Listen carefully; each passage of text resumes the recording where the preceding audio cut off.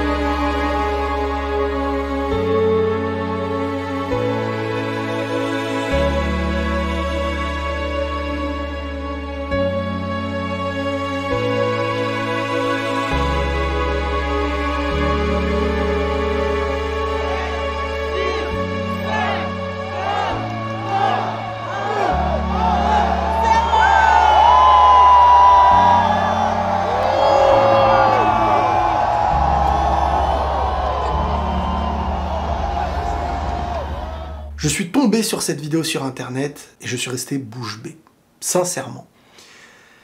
Je pense qu'en la voyant, il y a peut-être quelque chose qui vous interpelle. On est tous dans le même sac. Déjà, j'ai envie de commencer cette vidéo en vous disant ça, on est tous dans le même sac. Mais j'ai aussi envie de dire qu'on est dans la fin d'un monde qu'on connaissait. Et qu'on rentre, je pense qu'on est déjà entré dans un nouveau monde. Ça m'attriste de voir ça. Des personnes qui sont amenées à fêter un moment, parfois en famille, etc. Un moment qui se veut être normalement joyeux, un moment selon ceux qui le vivent, un moment de partage, ils veulent voir un feu d'artifice, et là, tout le monde, mais tout le monde, des milliers de téléphones sont levés pour assister, ou j'ai presque envie de dire, pour que la machine assiste à ce moment. C'est une dinguerie. C'est une dinguerie. Et c'est même pas un jugement en soi. C'est un constat de nous à nous. C'est même pas moi qui constate ce que les autres font. C'est un constat de nous à nous. Je vais vous dire maintenant, voilà, à quoi ça me fait penser. À la théorie du monde de demain que ça m'évoque. Aujourd'hui, pour avoir le sentiment, l'impression d'exister, d'être heureux, d'être beau, il faut que les personnes qui nous suivent, ce qu'on évoque, ce qu'on met dans nos stories, dans nos Insta, sur les réseaux, que ce soit validé par les gens. Il faut être validé par les gens à travers les réseaux sociaux, à travers ce nouveau monde, hein, le métaverse, etc. C'est quelque chose qu'on a déjà abordé, mais ce nouveau monde virtuel devient le monde réel. Certains préféreraient immortalisés par un téléphone, une chose qu'ils n'ont peut-être même pas pu regarder de leurs yeux. Mais tant que le téléphone a pu filmer la chose, il y a un soulagement parce que le téléphone est la représentation de ce qu'on va pouvoir partager aux autres. C'est à travers les yeux des autres qu'on existe. Si on n'a pas de likes, on estime que c'est pas bien. Si on a beaucoup de likes, on estime que c'est bien. Et moi là, quand je vois tous ces téléphones, à la place de voir des visages humains, souriants, qui rigolent, qui partagent, qui se regardent dans les yeux, eh ben, je vois quelque chose d'effrayant. C'est effrayant. On ne vit plus le monde réel. On n'arrive plus à constater les bienfaits de ce monde. On n'arrive plus à voir dans la nature, dans les animaux, dans les insectes. On n'arrive plus à faire un avec ce qui contribue à notre vie. Dieu a donné la vie. Dieu nous a offert de sa miséricorde, de son amour éternel, la vie et ses bienfaits. Un arbre, la nature, des animaux, des oiseaux qui chantent. Et aujourd'hui, on est rentré dans un nouveau monde.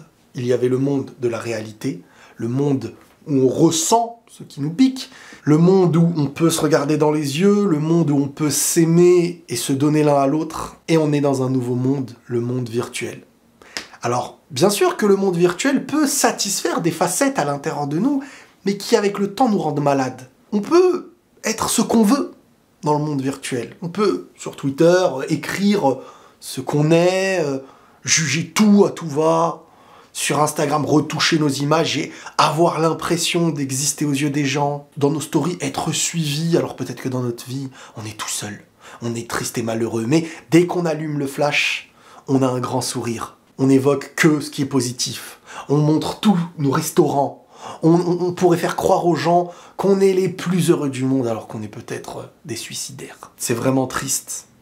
C'est vraiment triste parce que j'ai peur qu'un jour, on en arrive à qu'une famille se retrouve à table pour manger, mais qu'ils aient des lunettes virtuelles. Et là, on en rigole. Mais attendons. Qu'une propre famille n'arrive même plus à se reconnaître, mais que chaque membre de sa famille se retrouve à table avec des lunettes virtuelles, à se retrouver dans un autre monde, et à manger avec ceux qu'ils ont décidés, dans un environnement qu'ils ont décidé, chacun dans son illusion, qui se crée un personnage, alors que dans la vraie vie, peut-être qui ne fait pas attention à son poids, qui ne fait pas attention à sa santé, et il se laisse mourir dans la vraie vie, tant qu'il existe dans un monde virtuel. Le téléphone qu'on a aujourd'hui, ça fait partie d'une vie qu'on possède. Sans ce téléphone, on perd une partie de notre vie, on perd une partie de ceux qui nous suivent, on perd une partie de contact, peut-être qu'ils ne pourraient plus jamais nous recontacter dans le monde réel. On a fait de ce téléphone, de ce smartphone, un nouveau monde, mais qu'on sous-estime et qu'on veut toujours dire « Ouais, mais moi, je suis pas comme les autres, moi, je... » Sans ça, on ne peut presque plus vivre aujourd'hui. Il y a des maladies qui naissent, des nouvelles maladies du cœur. Il y a des amours. Aimer quelqu'un sans jamais l'avoir vu, sans jamais savoir qui il est, et peut-être même sans jamais savoir que la personne n'existe pas. Peut-être que c'est une blague. Peut-être que c'est un homme qui se fait passer pour une femme. Tu vas donner ton être et ton sentiment à l'invisible, à quelque chose qui n'existe peut-être pas. Imaginez jusqu'où ça peut aller. Le fait que tout le monde, dans un événement, n'ait pas le souvenir de ses propres yeux et de ce que ça va nourrir dans son être, au lieu de voir son feu d'artifice avec ses yeux, je parle du feu d'artifice, ça peut être n'importe quoi, au lieu d'utiliser notre esprit pour avoir des souvenirs, tout a besoin d'être immortalisé par un objet. Et je pense qu'on perd la sensibilité des belles choses, et peut-être même qu'on ne sait même plus qu'est-ce qui est beau, quand c'est l'objet qui sert à remplacer nos yeux. Je pense que c'est que la première étape, parce qu'aujourd'hui, une personne peut prendre la photo et se retourner et regarder un autre humain qui prend la photo, et se sourire. Mais peut-être qu'un jour, nos yeux n'auront même plus cette liberté de voir un autre humain, avec des rides. C'est beau, des rides. C'est la vie. Ça fait partie de la vie. Aujourd'hui, on est dans un monde où on veut plus de la vie. On veut du monde qu'on va créer. On veut faire semblant qu'il y a l'éternité ici-bas. On veut faire croire qu'on ne prend pas de l'âge. On veut faire croire qu'il n'y a plus d'étapes de vie. On veut tout casser dans le cycle de cette vie. On veut empêcher la vie d'être la vie. Et donc, le charme de la vie, avoir son charme. On détruit l'amour, on vit de pulsions, on surconsomme l'humain. Je pense qu'il faut vraiment essayer de profiter de nos yeux, de cette nature qu'on possède, de pouvoir regarder les animaux, de pouvoir écouter les oiseaux qui chantent, d'avoir la chance de voir un soleil qui se lève, un soleil qui se couche, de voir une lune dans le ciel, les étoiles, cette nature. Parce que plus on s'éloignera de ce que nous sommes en tant qu'humains, plus on se rapproche de la fin. On peut faire croire qu'on se satisfait. Tout comme une personne qui a des pulsions et qui va à gauche à droite. Tout comme une personne qui a faim et qui surconsomme de la mauvaise nourriture. Mais il y a des répercussions. Et je pense qu'on est dans une phase de notre existence où il y a un monde d'avant et un monde d'après. On est dans un monde où il n'y a plus qu'un monde. Tous les maux intérieurs et les douleurs que nous avons ne nous mènent pas à ce travail individuel, à la recherche de l'épanouissement, à la spiritualité, à la compréhension de notre monde, à l'idée de vivre les épreuves mais de vivre les bons moments, à l'idée de se surpasser, à l'idée d'avancer. Non, on est en train de construire un monde où on va mettre tous nos mal-être, toutes nos souffrances, toutes nos déprimes. Et on fait naître des dépressions de plus en plus. Mais surtout, on va garder tout à l'intérieur de nous et on cherchera à vivre l'illusion d'un monde qui n'est pas le nôtre. Mais qu'est-ce qui va se passer le jour où celui qui sera mis dans un monde virtuel pendant des années, quand il sortira de ce virtuel pour se retrouver et voir qui il est, il va se tirer une balle dans la tête. Il ne pourra pas tenir 5 secondes avec le monde réel. Déjà aujourd'hui, il y a des hommes qui n'arrivent même plus à savoir qu'une femme, ce n'est pas une femme d'Instagram qui se retouche en photo. Qu'un corps avec l'âge peut prendre des rides et que ça peut être beau de voir l'humain prendre de l'âge. Qu'on ne doit pas fixer la définition de la beauté, fixer la définition de l'humain éternel, qu'il faut apprendre à aimer la vie telle que Dieu l'a créée. Sinon, on sera malheureux, sinon on sera perdant. Et je pense qu'il faut faire attention, et moi le premier, à ce monde qui n'est pas le monde. Je parle du monde d'Internet. Il faut toujours revenir à celui que nous sommes, celui qu'on voit devant le miroir, pas celui qu'on voit dès qu'on allume un écran. Attention, prenez tout soin de vous.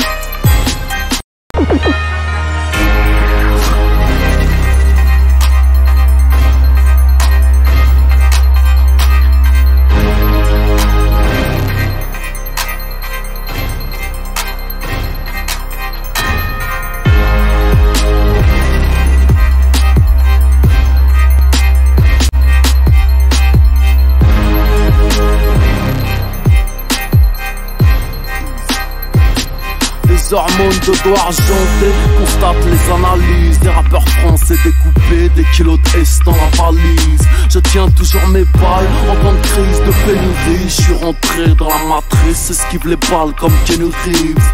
De nouveau dans le beat, je suis la